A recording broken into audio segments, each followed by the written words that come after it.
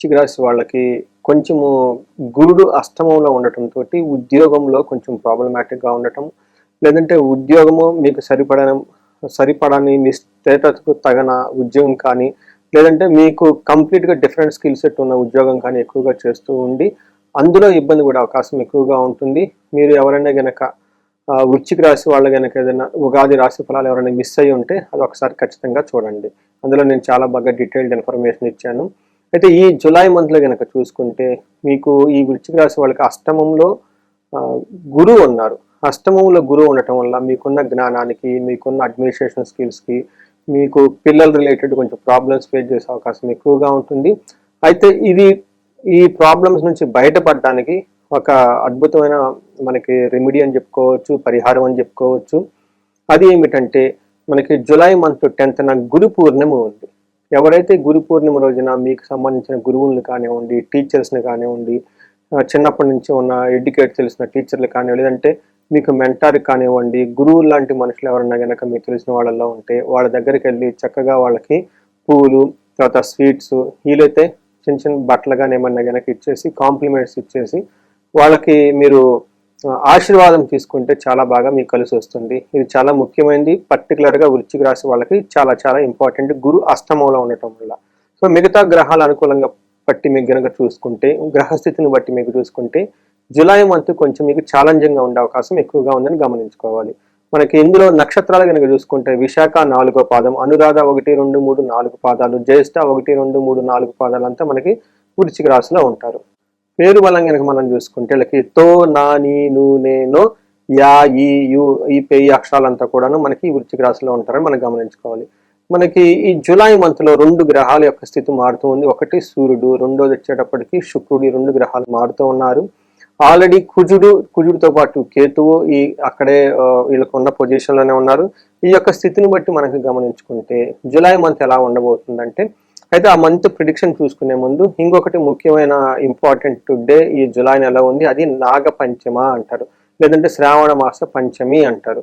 ఎవరికైతే పిల్లలు కావాలనుకుంటున్నారో, లేదంటే పిల్లలు కలగటం లేదో, మిస్క్యారేజ్ అవుతూ ఉంటుందో, పిల్లలు ఉండి తల్లిదండ్రులకి పిల్లలకి మధ్య సయోధ్యత లేకుండా గొడవ పడుతూ ఉన్నారో, లేదంటే పిల్లల విషయాల్లో మీకు మానసిక వ్యధ కలిగిస్తూ ఉందో, వీళ్ళందరికీ ఒక మంచి పరిష్కారం ఉంది. ఆ రోజున మనకి నాగుల పంచమి గనక భక్తి శ్రద్ధలతో జరుపుకుంటే ఇప్పుడు దాకా మనం చెప్పుకున్న ప్రాబ్లమ్స్ అన్ని పోయేసి మంచి వృద్ధి వస్తుంది అని మనం తెలుసుకోవాలి.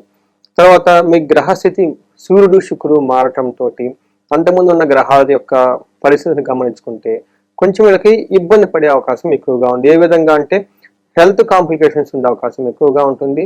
ప్రొఫెషన్లో గొడవలు అయ్యే అవకాశం ఎక్కువగా ఉంటుంది. తర్వాత ఆటంకాలు కలిగి వచ్చే అవకాశం ఎక్కువగా ఉంటుంది.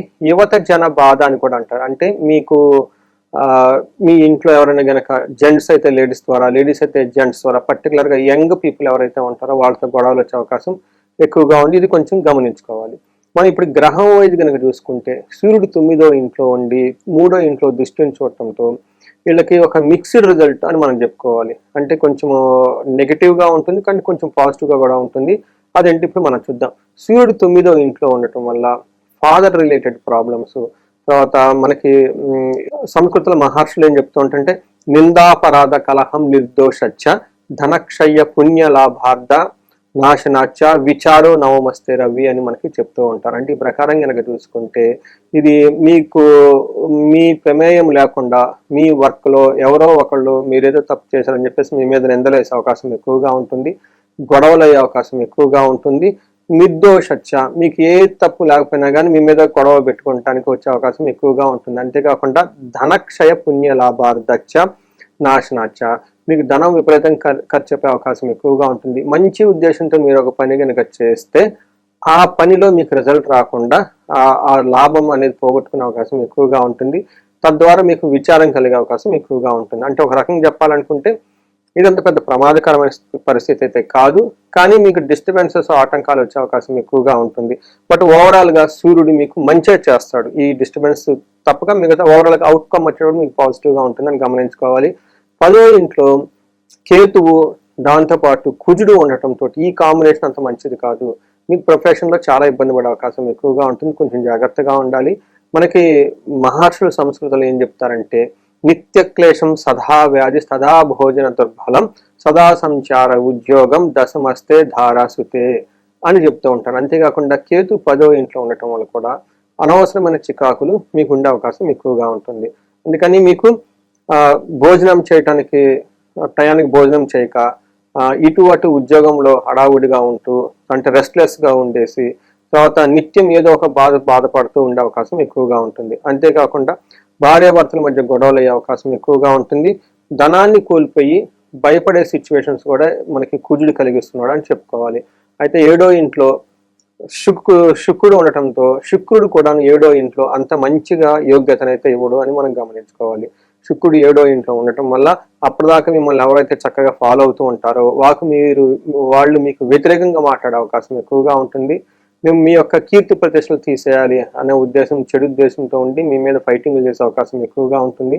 అందుకని దగ్గర వాళ్ళు తెలిసిన వాళ్ళు ఎవరైనా ఉంటే పేషెన్సీగా వాళ్ళతో మాట్లాడటం చాలా ఇంపార్టెంట్. మీరు కనుక చూసుకుంటే మనకి సంస్కృతంలో మహర్షులు 7వ ఇంట్లో శుక్రుడు ఉంటే ఏమవుతుంది అని అంటే వాళ్ళు ఏం చెప్తారంటే సదా కోభీధి సర్వదా క్లేశ జీవనం స్త్రీ జాడ్యం దేహ మేహరోగాది భృగే సప్తమగే ఫలం అని చెప్తూ ఉంటారు. అంటే 7వ ఇంట్లో కనుక శుక్రుడు ఉండటం వల్ల ఎప్పుడు కోపపడే పరిస్థితులు ఎక్కువగా ఉంటుంది, భీతిగా ఉండే పరిస్థితులు ఎక్కువగా ఉంటుంది. స్త్రీ జాడ్యం ఎవరైతే లేడీస్ ఉంటారో వాళ్ళకి పురుషుల ద్వారా, పురుషులైతే కనుక స్త్రీల ద్వారా ఏదో ఒక విధంలో భేదాభిప్రాయాలు వచ్చే అవకాశం ఎక్కువగా ఉంటుంది. కొంచెం టీవీ, బీపీ, షుగర్ల లాంటి కనుక ఏమంటే క్రోనిక్ డిసీజులు వాటి వల్ల కూడా ఇబ్బంది పడే అవకాశం ఎక్కువగా ఉంటుంది. అయితే శుక్రుడు ఒక మంచి కూడా చేస్తున్నాడు. ఎవరికైతే ప్రేమ లేదంటే రొమాన్స్, లవ్ ఇలాంటి వాటిలో చక్కగా మంచి పాజిటివ్గా ఉండే అవకాశం ఎక్కువగా ఉంది. ఇది మనకు గ్రహాల యొక్క స్థితిని బట్టి మనకి వృశ్చిక రాశి వాళ్ళకి ఎలా ఉందో తెలుసుకోవచ్చు. ఇప్పుడు కనుక మనం చూసుకుంటే నక్షత్రం ప్రకారము విశాఖ, అనురాధ, జ్యేష్ఠ 3 నక్షత్రాలు ఇందులో ఉన్నాయి. ఇందులో విశాఖ నక్షత్రం కనుక చూసుకుంటే వీళ్ళకి క్షేమము పరవాసం అనే ఒక 2 వ్యవహారాలు చాలా అనుకూలంగా ఉంటుంది. అంటే ఫారిన్ వెళ్ళాలి అనుకున్న వాళ్ళకి చాలా, లేదంటే ఫారిన్ రిలేటెడ్ మ్యాటర్స్లో చాలా అనుకూలంగా ఉంటుంది అని తెలుసుకోవచ్చు. అయితే ఛాలెంజెస్ ఎక్కడ ఉంటుందంటే వీళ్ళకి దరిద్రము, రోగపీడనము, రోగము, దేహపీడనం అని 3 యొక్క విషయాల్లో చాలా జాగ్రత్తగా ఉండాలి. ఫిజికల్గా ఇబ్బంది పడే అవకాశం ఎక్కువగా ఉంటుంది. ఫైనాన్షియల్గా క్రైసిస్ వచ్చే అవకాశం ఎక్కువగా ఉంది. తర్వాత అనురాధ నక్షత్రం వాళ్ళకి కనుక మనం చూసుకుంటే వీళ్ళకి క్షేమంగా ఉంటారు. మాసం అంతా పరవాసం, ఫారిన్లో ఉండటము లేదంటే డిస్టెన్స్ ప్లేస్లకి వెళ్ళి అక్కడ ఉండే అవకాశం ఎక్కువగా ఉంటుంది. పార్టీలు, ఫంక్షన్లో కూడా పార్టిసిపేట్ చేసే అవకాశం ఎక్కువగా ఉంటుంది. ఛాలెంజెస్ కనుక చూసుకుంటే వీళ్ళకి దరిద్రము, దేహపీడనము, రోగము అని ఈ 3 విషయాల్లో కొంచెం జాగ్రత్తగా ఉండాలి. జ్యేష్ఠ నక్షత్రం వాళ్ళకి కనుక చూసుకుంటే అగైన్ వీళ్ళకి క్షేమంగా ఉంటారు. పరవాసము, ఫారిన్లో ఉండే అవకాశం లేదంటే దూర ప్రయాణాలు వెళ్ళి అక్కడ ఉండే అవకాశం ఎక్కువగా ఉంటుంది. వీళ్ళకి ఛాలెంజెస్ కనుక చూసుకుంటే హెల్త్ కాంప్లికేషన్స్ ఉండే అవకాశం ఉంది. ఫైనాన్షియల్ క్రైసిస్ ఉండే అవకాశం ఎక్కువగా ఉండే, అతిగా భయపడే సిచ్యువేషన్స్ మీకు ఎక్కువగా ఉంటూ అవకాశం ఎక్కువ ఉందని మీరు గమనించుకోవాలి. అయితే అనురాధ నక్షత్రం వాళ్ళకి కార్యహాని జరిగే అవకాశం ఎక్కువగా ఉంది. మీరు ఏదైనా కనుక పని తలబడతాయి, మధ్యలో వచ్చే ఆటంకాలు వచ్చే అవకాశం ఎక్కువగా ఉందని గమనించుకోవాలి. సో ఈ ప్రకారం కనుక చూసుకుంటే కొంచెం వృశ్చిక రాశి వాళ్ళు జూలై మంత్లో కొంచెం ఛాలెంజింగ్గా ఉండే మంత్ మీరు గమనించుకోవాలి. పర్టికులర్గా ఫస్ట్ జూలై 15 to 25, ఎందుకంటే అప్పుడే సూర్యుడు మారిన ఫస్ట్ 10 days చాలా ఇబ్బందులకు గురి చేసే అవకాశం ఎక్కువగా ఉంది. గమనించుకొని ఎక్కువగా ఆధ్యాత్మికంగా కనుక ఉంటే ఈ రాశి వాళ్ళకి ఇప్పటిదాకా చెప్పుకున్న ఛాలెంజెస్ నుంచి బయటపడే అవకాశం చాలా ఎక్కువగా ఉంది. ఈ రాశి వాళ్ళు ఎక్కువ గ్రహాలు అనుకూలంగా లేకపోవడంతో వీళ్ళు నవగ్రహాల చుట్టూ ప్రదక్షిణాలు చేయడం చాలా ఇంపార్టెంట్. అంతేకాకుండా హనుమాన్ చాలీసా ప్రతిరోజు చదువుకోవటం ఇంపార్టెంట్. వీటితో పాటు సూర్యుడికి సంబంధించిన ఉదయాన్నే లేకటము, సూర్య ఆసనాలు చేయటం, సూర్యుడికి నమస్కార ప్రియుడు కాబట్టి సూర్య నమస్కారాలు చేసుకోవటం, ఆదిత్య హృదయ స్తోత్రం చదువుతూ ఉంటే చాలా బాగుంటుంది.